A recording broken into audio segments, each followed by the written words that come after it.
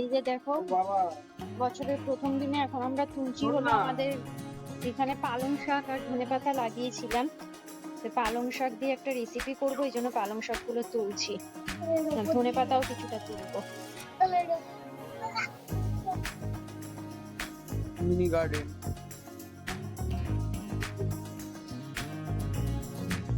Mini garden, ওই যে পুচকে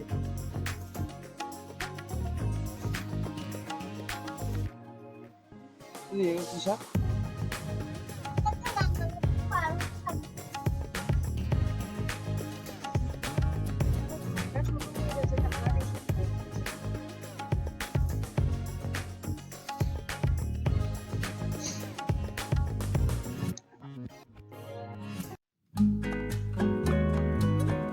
এই যে দেখো কতটা ধনেপাতা আর পালং শাক তুলে নিয়ে চলে এসেছি।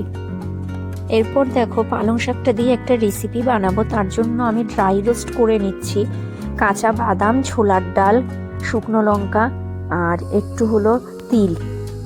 তারপরে দেখো একটা কড়াইতে তেল দিয়ে একটু শুকনো লঙ্কা ফোড়ন দিয়েছিলাম আর কাঁচা লঙ্কা, মটরশুঁটি দিয়ে নাড়ছিলাম আর সমস্ত মশলাও দিয়েছি।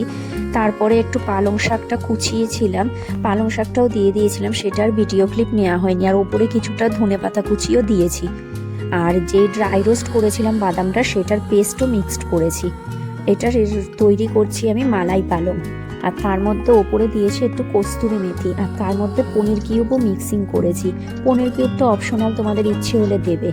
দেখো ফাইনালি রেডি হয়ে গেছে মালাই পনির। কেমন হয়েছে জানিও।